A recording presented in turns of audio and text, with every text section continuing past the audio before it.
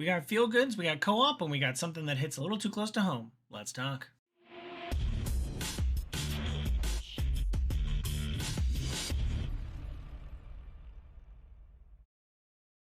What up, viewers? What up? What up? Calc Soups here, and today is Friday, February 20th, and that means it's time for a quick recap of the week in video game news.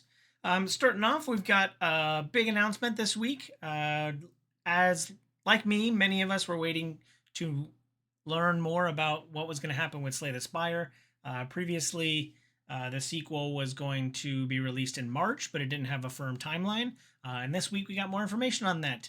It's got a confirmed release date. It'll be going into early access on March 6th, so just 2 weeks from now. It should be pretty fun. And a little bonus for all of you people with friends out there, you can play co-op. I think you can play with up to 4 characters at once with up to 3 friends plus yourself.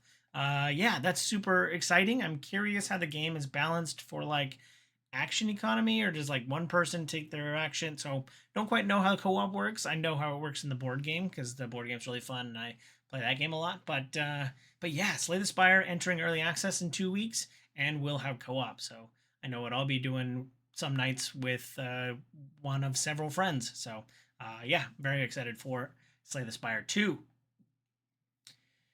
Usually reserved for the end of a campaign is the live action trailer, but this time Bloober Team is eschewing the normal marketing plan, and they're starting with an announcement live action trailer.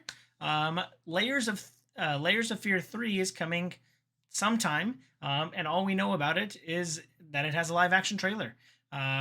It's got some poetry, some nice creepy ambiance. I think it's actually, I guess it's not as cheap as, you know, a typical marketing asset where it's just digital gameplay and, you know, it's just a couple hours of editor time. But, you know, putting together a live action trailer to kind of announce their stuff, it was kind of fun. I like it. I mean, it's not even like the live action in like, you know, a CG 3D character plus like some armor of like head replacement stuff. Like this is, you know, a cool little production to announce Bloober Team's next game, Layers of Fear 3. So pretty exciting and cool stuff. And you know me, I love a live action trailer, so I was excited about that. If you're feeling a little nostalgic for some Pokemon, you will soon be able to play Pokemon Red and Green, some of the original games, but now it's coming to the Switch. These are the remakes that were done, according to my research, these were the remakes that were done and ported in 2004. So like these aren't the original like on like the Game Boy version, but these are like a remake of those, and so that is just being ported over to Switch. I don't know if there's any like remastering associated with it at all. I don't have too keen an eye on that, but yeah, if you're looking to play some classic Pokemon, you can soon play it as soon as next week on your Switch console. So yeah, if you're feeling a little nostalgic or you're not going to be picking up Pokopia, you can go back and play some classics.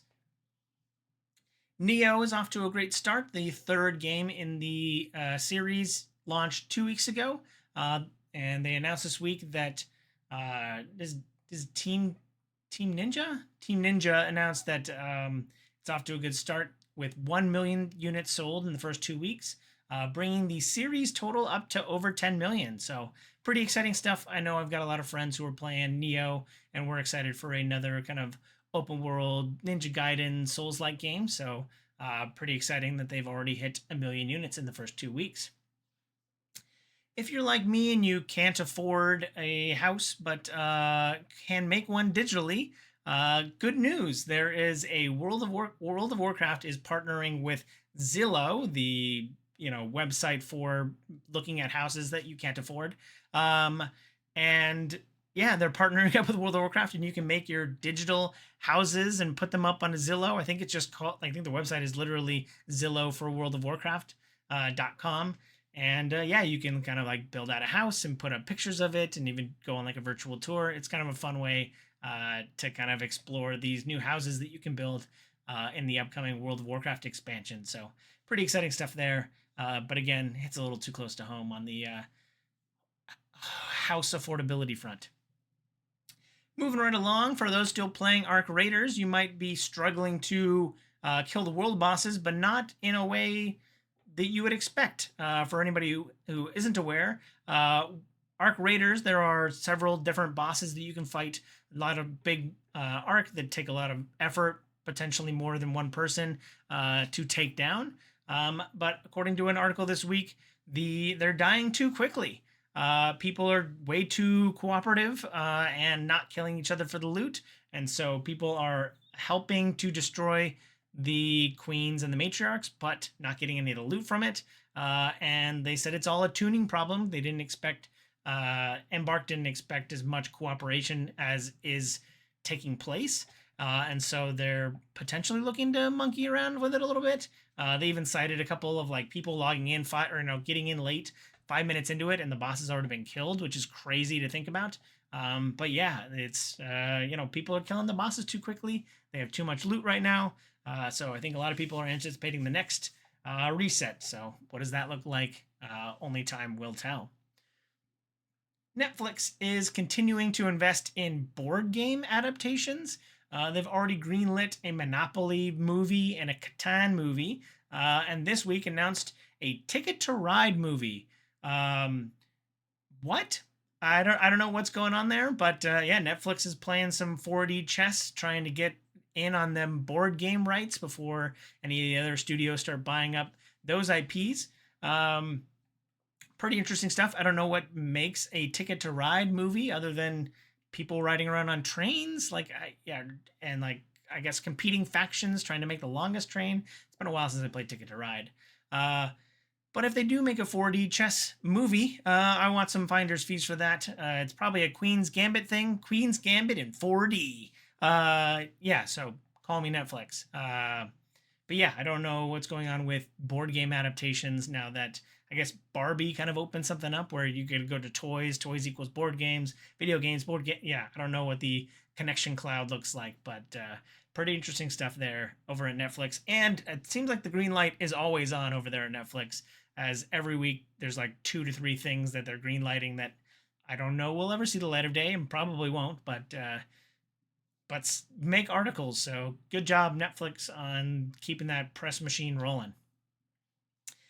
In the feel-good story of the week, a couple invited Sony to their wedding, but John H. Sony was not able to make it, and instead sent a handwritten note as well as several video games, including Spider-Man 2 and the Horizon VR game, and handwritten note saying congratulations. So I don't know if this is if there already was a string of people inviting major corporations to their wedding, but maybe this is the start of something beautiful where every couple now has to add a major corporation to their wedding list just in case they want to get some free loot out of that. So pretty interesting stuff, but feel good story anyway. Glad that something was sent along.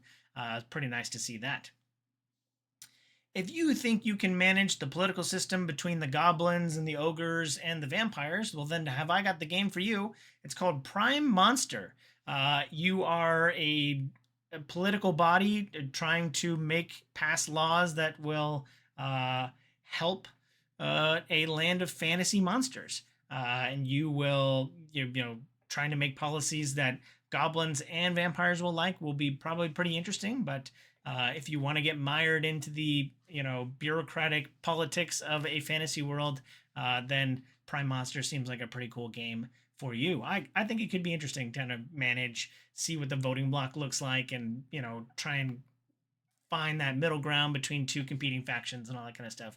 Could be pretty interesting if you want to escape the monotony of current politics. So not going to get too political there.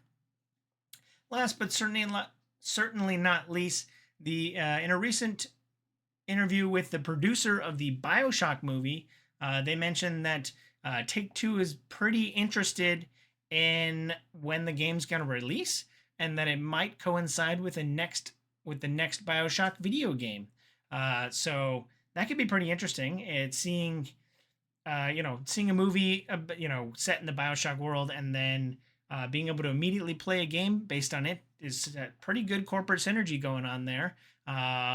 Wish other games could do that. Looking at you, Mad Max, but yeah, recently Take-Two announced that the BioShock game is being worked on, even though it's years out. This Netflix Bioshock movie, is also years out, aiming for 2027. So, pretty interesting way to kind of hint at a upcoming kind of video game slash movie, hopefully not crossover, but synergy moment. So, as a massive Bioshock fan, I am looking forward to the movie, and I'm very curious what they would do in the next game, even if it doesn't have the original kind of like Ken Levine team behind it. So, yeah, I'm excited for Bioshock, the movie, and a potential next game.